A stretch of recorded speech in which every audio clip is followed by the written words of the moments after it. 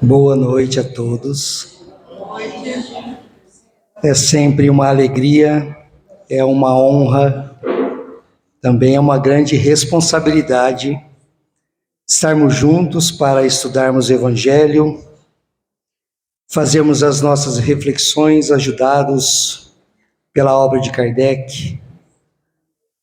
Vamos pedir a inspiração do mais alto, vamos nos unir. Vocês são sempre muito gentis, sempre muito ajudam, estão sempre ajudando, né, quem está aqui. E eu agradeço inicialmente. Vamos dar início à reunião desta noite com a leitura do Evangelho segundo o Espiritismo, capítulo 10, amai ao próximo como a si mesmo. Meus queridos condiscípulos, os Espíritos aqui presentes nos dizem por minha voz: amai bastante, a fim de serdes amados. Este pensamento é tão justo que nele encontrareis tudo o que consola e acalma as penas de cada dia. Ou antes, praticando esta máxima sábia, elevar-vos-ei de tal modo acima da matéria, que vos espiritualizareis antes do vosso decesso terrestre. Os estudos espíritas, tendo desenvolvido em vós a compreensão do futuro, tendes uma certeza, a ascensão até Deus, com todas as promessas que respondem às aspirações da vossa alma. Também deveis vos elevar bastante alto para julgar sem as estreitezas da matéria, e não condenar o vosso próximo, antes de terdes dirigido o vosso pensamento até Deus. Amar no sentido profundo da palavra é ser leal, probo, consciencioso, para fazer aos outros o que se quereria para si mesmo. É procurar ao redor de si o sentido íntimo de todas as dores que oprimem vossos irmãos para abrandá-las. É encarar a grande família humana como a sua, porque essa família vós a encontrareis em um certo período em mundos mais avançados, e os espíritos que a compõem são, como vós, filhos de Deus, destinados a se elevarem ao infinito. É por isso que não podeis recusar aos vossos irmãos o que Deus vos deu livremente, visto que, a vosso turno, estaríeis bem contentes se vossos irmãos vos dessem do que tivesseis necessidade. A todos os sofrimentos dai, pois, uma palavra de esperança e de apoio, a fim de que sejais todo amor, todo justiça.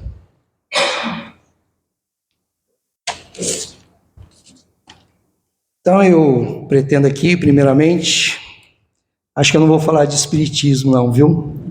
Vamos falar de uma outra coisa aqui. Vamos falar da doutrina de Sócrates e Platão. Lá vem filosofia. Vamos ver. Evangelho segundo o Espiritismo. O homem é uma alma encarnada. Antes da sua encarnação, ela existia unida aos tipos primordiais, às ideias do verdadeiro, do bem e do belo. Deles se separa em se encarnando e, recordando seu passado, está mais ou menos atormentada pelo desejo de a eles retornar. Aqui o Kardec, ele coloca um resumo da doutrina de Sócrates e Platão, porque, veja bem, essa primeira frase aqui, esse primeiro parágrafo, tem tudo a ver, né, com o que a gente tá vendo aí no mundo, né? É uma questão que está muito bem exposta por Sócrates e Platão, definindo ou descrevendo a alma. O que é a alma? Kardec falou, é o espírito encarnado. E aqui nesse primeiro parágrafo ele fala assim, nós já temos uma bagagem anterior, porque nós já vivemos algumas experiências. Só que quando nós encarnamos, nós esquecemos. E quando nós temos algumas lembranças, ele fala assim, nós nos atormentamos. Não é que a gente se atormenta, né? É que a gente tem algumas lembranças, né? E aquilo ficam muitas ideias na nossa cabeça. Então ele descreveu muito bem como que é a alma encarnada. Não se pode enunciar mais claramente a distinção e a independência do princípio inteligente, que é o espírito, né? Do princípio material. Por outro lado, é a doutrina da pré-existência da alma, da vaga intuição que ela conserva de um outro mundo, ao qual aspira, de sua sobrevivência ao corpo, de sua saída do mundo espiritual para se encarnar e de sua reentrada no mesmo mundo depois da morte. É, enfim, o germe da doutrina dos anjos decaídos. O homem sempre teve uma intuição de que a nossa vida continua. Desde muito antes, né? Sócrates é 400 e tantos anos aí antes de Cristo, né? Uns 450 anos antes de Cristo, mas não é só a partir daí, não. Muito antes disso, desde que o ser humano é ser humano, já tinha uma ideia da sobrevivência da alma, já tinha uma intuição, isso daí já estava dentro do ser humano. E hoje, então, quando eu fui apresentado ao Espiritismo, eu fiquei assim no estado, parecia um estado de choque. Eu falei, nossa, mas é isso. Eu encarei aquela situação como sendo uma revelação extraordinária para mim. Parecia que aquilo lá realmente já estava dentro de mim, né? E aí foi só alguém me apresentar e eu acho que entrei em contato com aquelas lembranças, porque o mundo vai contaminando a gente aí de algumas formas, né? E a gente acaba esquecendo de muitas coisas que a gente vive. A alma se extravia e se perturba quando se serve do corpo para considerar qualquer objeto. E quando a gente vai falar aqui de algumas questões, quando a gente procura, às vezes as pessoas nos procuram, né, com algumas questões que estão nos atormentando na nossa vida, e uma mensagem vem através dos médiuns, olha, a gente precisa ter uma visão mais abrangente, porque se nós formos olhar as nossas experiências, se nós formos considerar o mundo apenas a partir do corpo físico, a nossa visão ela fica muito estreita, né? Então, a gente tem lá um problema de saúde, um problema financeiro, alguma questão familiar, alguma intriga, a gente olha aquilo lá apenas com a nossa visão material, né? Só essa vida aqui começou no berço e acabou no túmulo.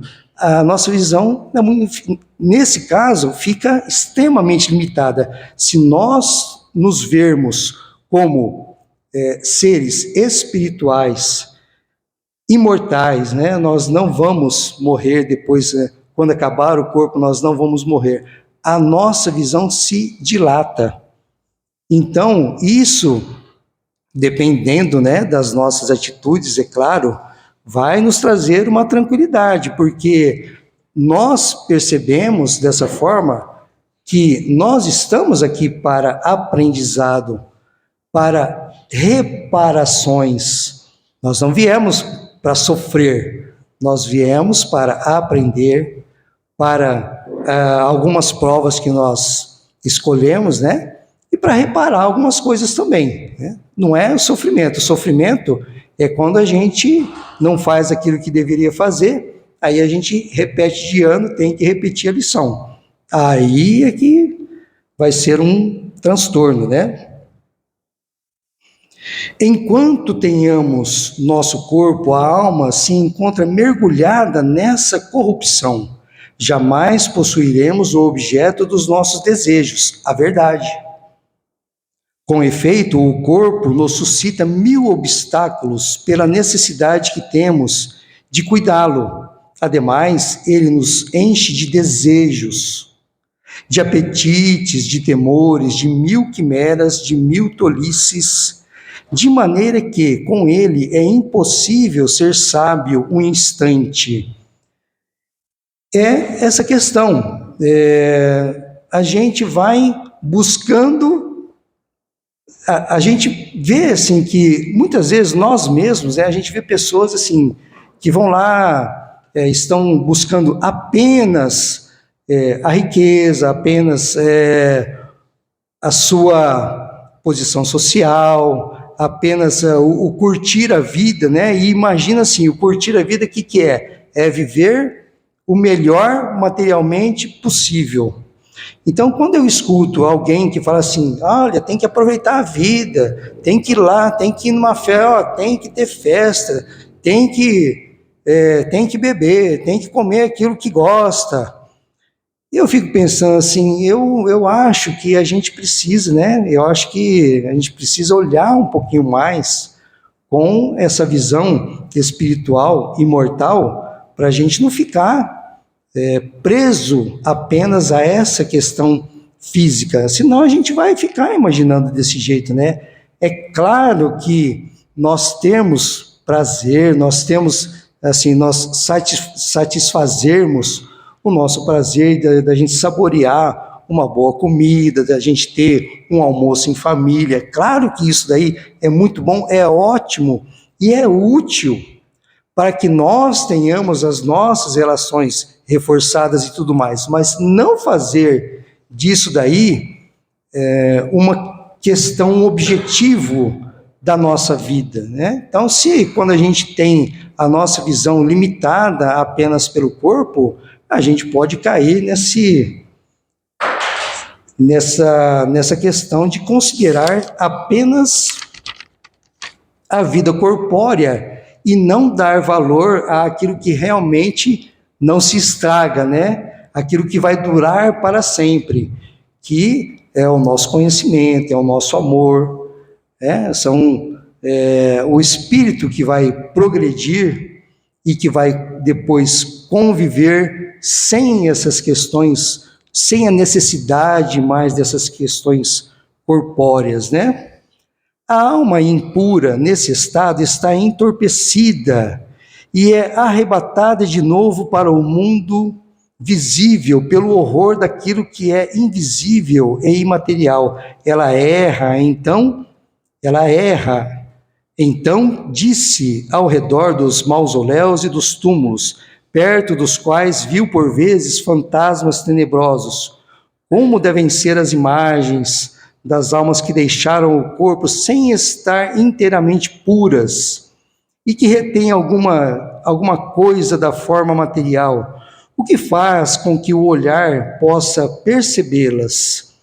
Essas não são as almas dos bons, mas a dos maus, que são forçadas a errarem nesses lugares onde carregam o castigo da sua primeira vida e onde continuam a errar até que os apetites inerentes à forma material que se deram conduzam-nas a um corpo. Então, elas retornam, sem dúvida, os mesmos costumes que, durante sua primeira vida, foram o objeto de suas predileções. Então, quando nós não nos despojamos das nossas imperfeições, né? Nós viemos aqui para isso. Mas se nós ainda não conseguimos nos despojar das nossas imperfeições, e é claro que a gente não vai conseguir fazer isso tudo de uma vez só, né? Então, quando a gente desencarna, e muitos estão tão materializados, né? Vocês já ouviram falar de pessoas que ficam numa determinada casa, ficam numa determinada loja, no comércio que tinha, aonde a pessoa, né, tinha lá o seu ganho de capital, e a pessoa fica lá, porque ainda está tão materializada, viveu uma vida tão material, que quando ela desencarna, o perispírito ainda está tão grosseiro, que ela ainda acha que está encarnada. Quantas vezes, em muitos atendimentos aqui, né, depois nas reuniões dos médiums, né, a gente recebe pessoas que falam assim, nossa, na minha casa ninguém me dá atenção, eu estava lá, senti uma dor no coração, pensei que eu ia morrer. A pessoa já desencarnou, tá? Já desencarnou faz tempo. E aí as pessoas, ela vai perto das pessoas, fala com as pessoas e elas não respondem, né? E ainda assim, ela vai lá, fica no cantinho dela, vai lá, tinha um senhor que ele foi lá no caixa da empresa dele e ficava lá, como se ele estivesse recebendo dinheiro ainda das pessoas, ele nem se dava conta. Até que essa mente, ela vai reparando ao seu redor, fala, nossa, o que eu estou fazendo aqui?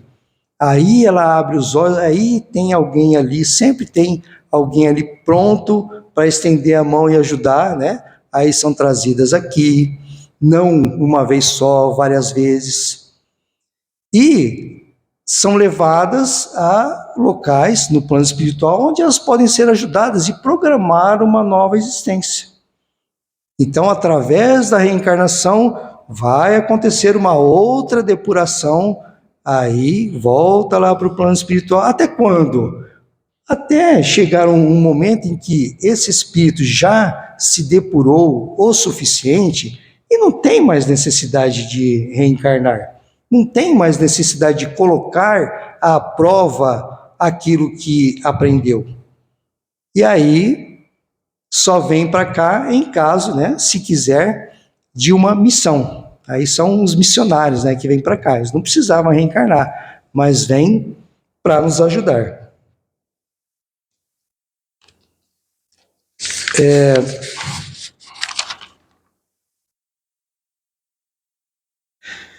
Se a morte fosse a dissolução total do homem, seria um grande lucro para os maus.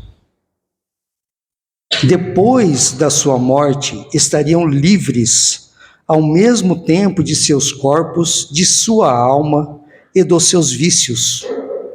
Aquele que ornou sua alma, não de um enfeite estranho, mas do que lhe é próprio, só este poderá esperar tranquilamente a hora da sua partida para o outro mundo. Então, o que ele está dizendo? Há pessoas, e aí a gente vai entrar na questão.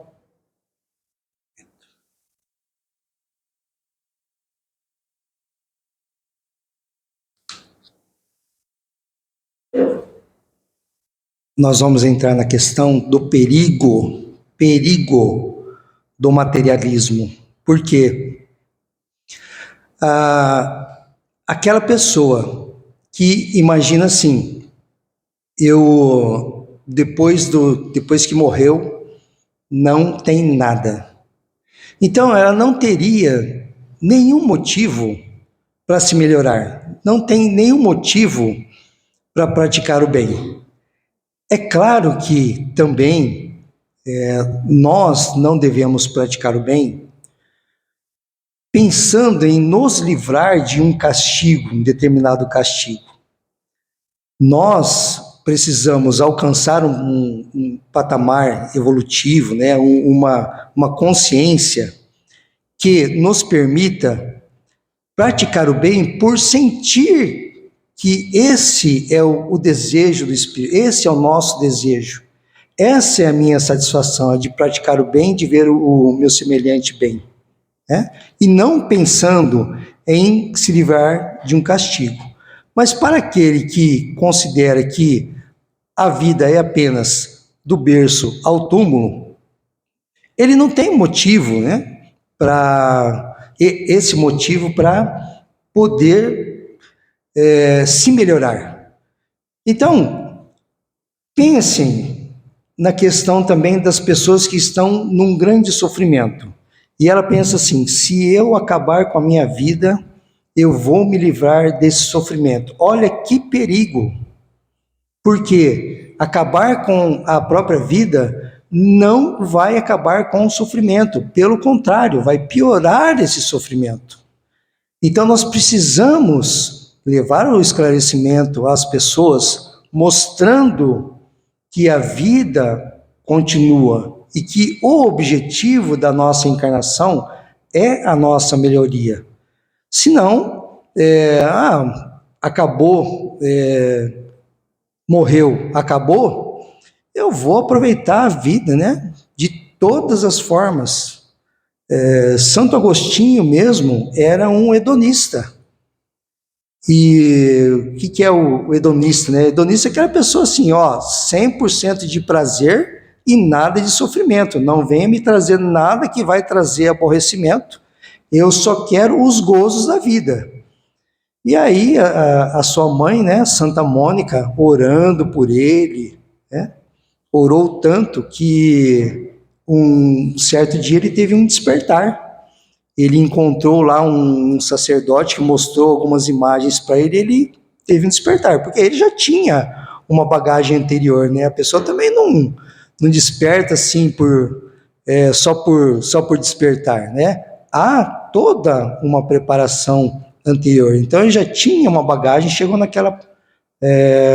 naquele momento lá que ele precisava despertar, aconteceu. Esforço dele também, né? Certamente.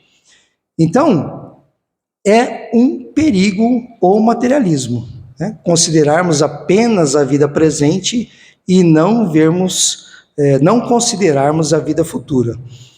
E tudo isso, como que a gente poderia falar de vida futura se nós não tivéssemos conhecimento da vida espiritual? Então, o Espiritismo vem nos revelar essas questões espirituais, vem tirar aquele véu que cobria, porque a humanidade tinha muita curiosidade sobre as questões espirituais.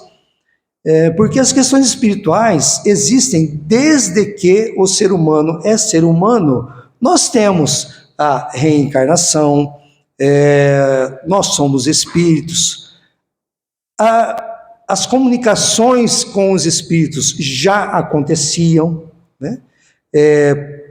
Talvez não no nível que se dão hoje, elas se davam mais por intuição, era uma coisa considerada mística, né? E aí, como que a gente pode dizer que o Espiritismo é verdadeiro? Existe uma forma de sancionar a verdade do Espiritismo, porque ela não foi revelada a apenas uma pessoa, ela é universal, ela acontece no mundo todo.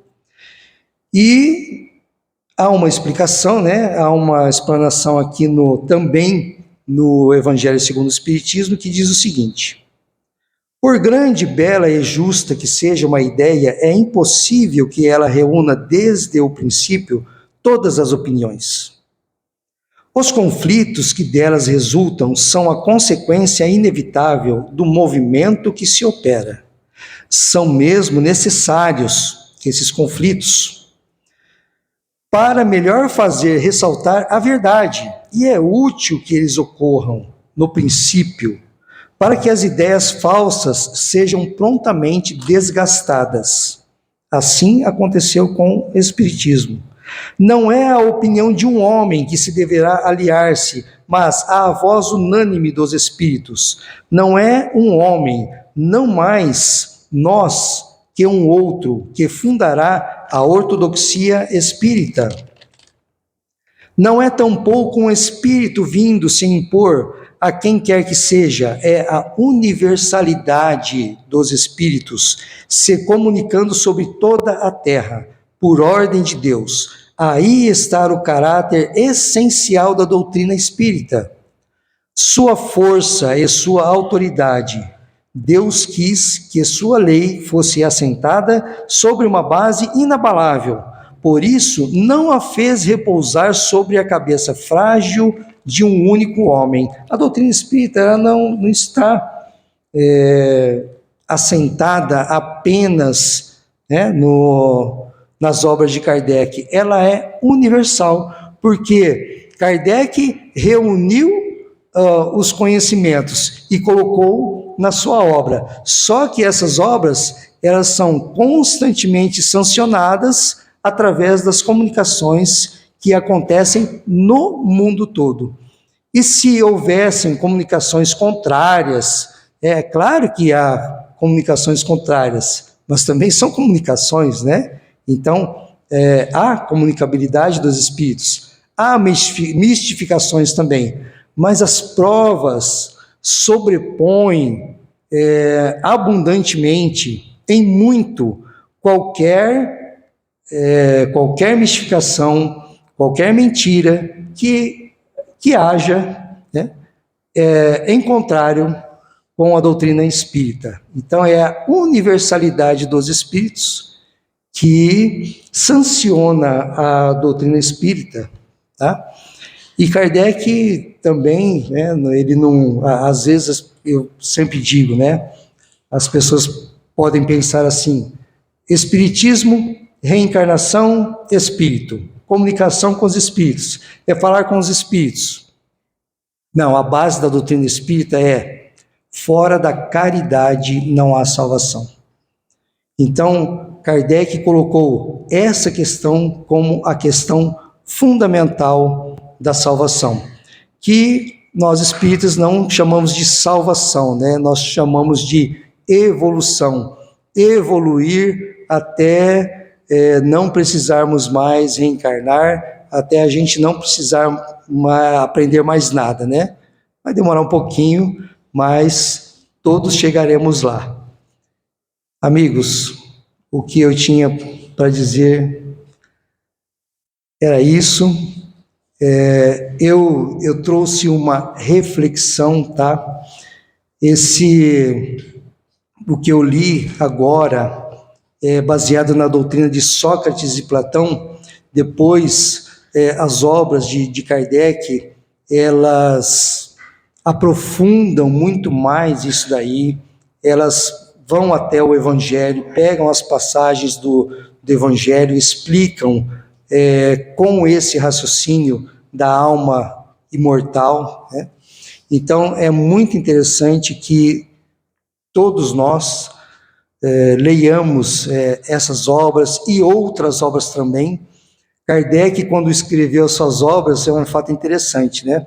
Que ele, junto com as obras dele, ele colocou lá também outras obras e falou assim: olha, leiam essas obras aqui também, que elas eram contrárias ao que o Kardec falava, ao que o Kardec publicava. Aí ele falou assim: olha, se mesmo assim vocês acharem que devem acreditar na doutrina espírita, então aí estarão no caminho certo, aí vocês encontrarão o caminho certo. Muito obrigado, vamos fazer a nossa oração.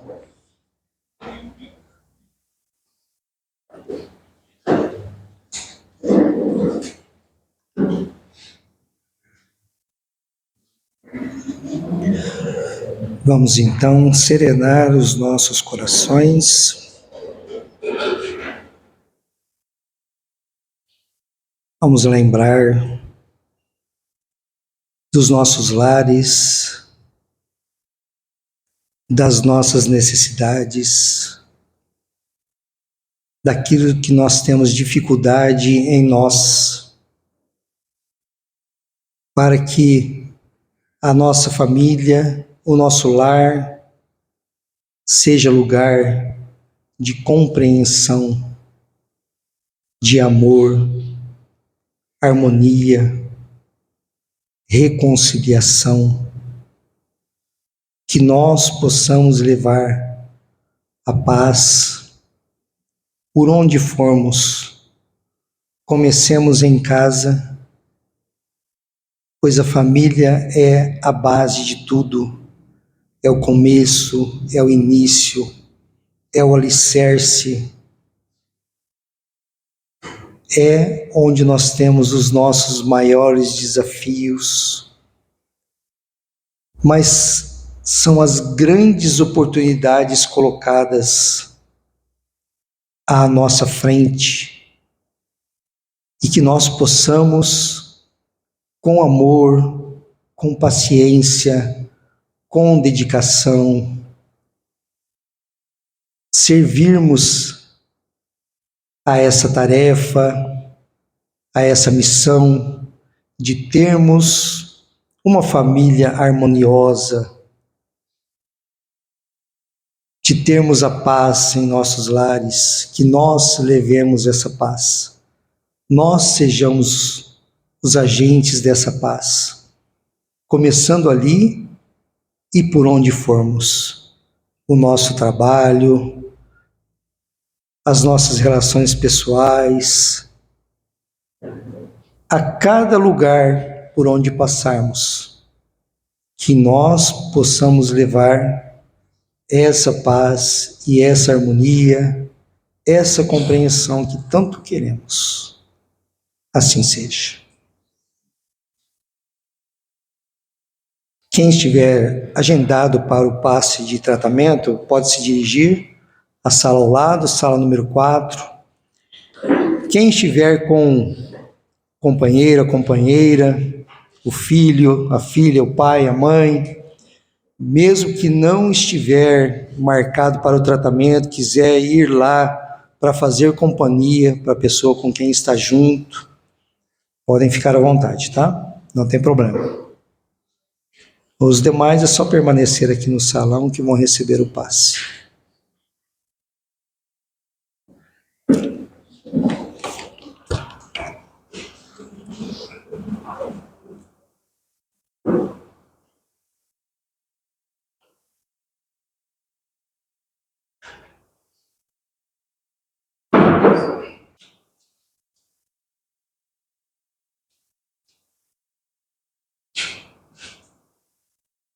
Mais uma lição aprendida nessa noite.